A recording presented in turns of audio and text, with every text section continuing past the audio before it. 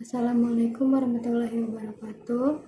Perkenalkan, nama saya Zahra Tiska, SMK 2 Purwakarta, akan menjelaskan tentang Cisco Bootcamp.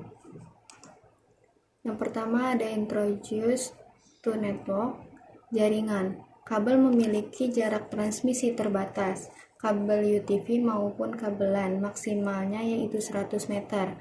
Jarak area luas atau WAN, membutuhkan kabel serat optik.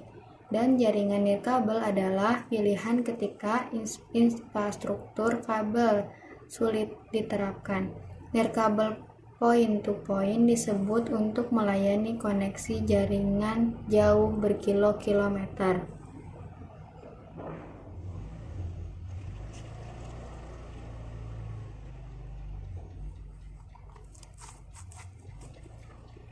Lalu ada lingkungan. Jenis kendaraan terbaik bergantung kepada lingkungan, di kantor ataupun di rumah. Kabel UTV atau LAN sudah mencakupi. Kabel serat optik bagus untuk koneksi jarak jauh di kota modern.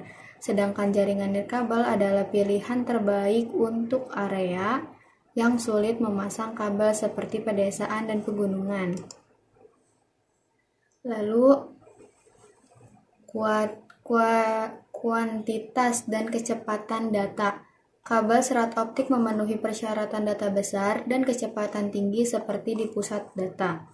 Biaya adalah faktor terakhir yang perlu dipertimbangkan setelah berkonsultasi dengan faktor lainnya. Yang kedua ada jenis jaringan.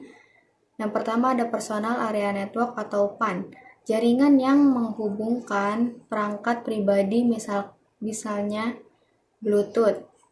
Lalu yang kedua ada local area network atau LAN. Jaringan yang menghubungkan banyak perangkat dalam satu area kecil, misalnya dalam ruang dan kantor.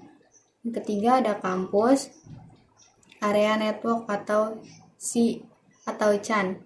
Jaringan yang terdiri dari beberapa LAN yang terhubung bersama dalam kluster kampus atau kantor.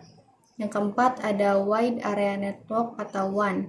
Jaringan yang menghubungkan LAN di lokasi geografis berbeda, misalnya kantor, perusahaan,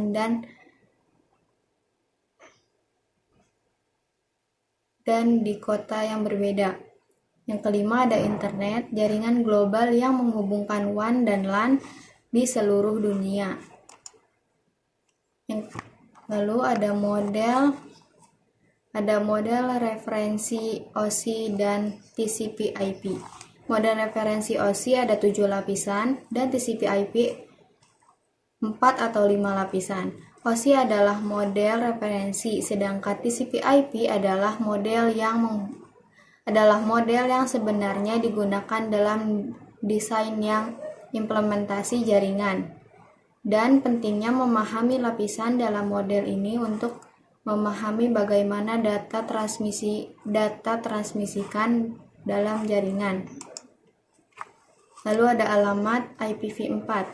Pengalamatan berkelas klasifikasi IP berdasarkan kelasnya, yaitu ada kelas A, B, C, D, E untuk melayani jaringan yang berbeda dan untuk mengelola alamat IP.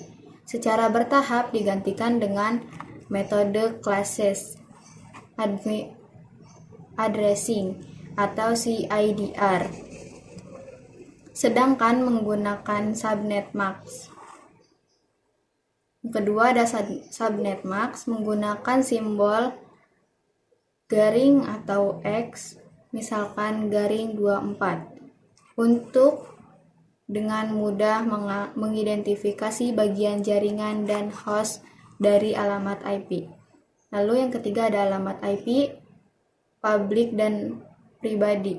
Alamat IP publik digunakan untuk komunikasi di internet, sedangkan alamat IP pribadi hanya digunakan di jaringan internal. Digunakan di jaringan area, lokal, atau LAN untuk menghindari konflik di internet. Lalu yang keempat ada alamat multicast.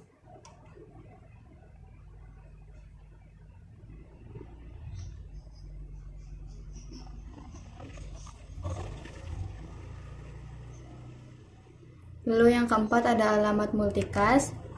Alamat IP khusus untuk mengirim data ke beberapa perangkat secara bersamaan. Yang kelima ada RFC,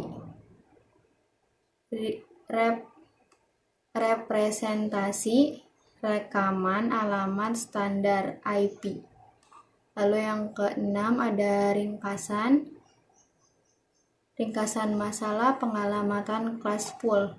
Classful addressing telah digantikan oleh CIDR dan subnet masking untuk meningkatkan alokasi dan administrasi alamat IP.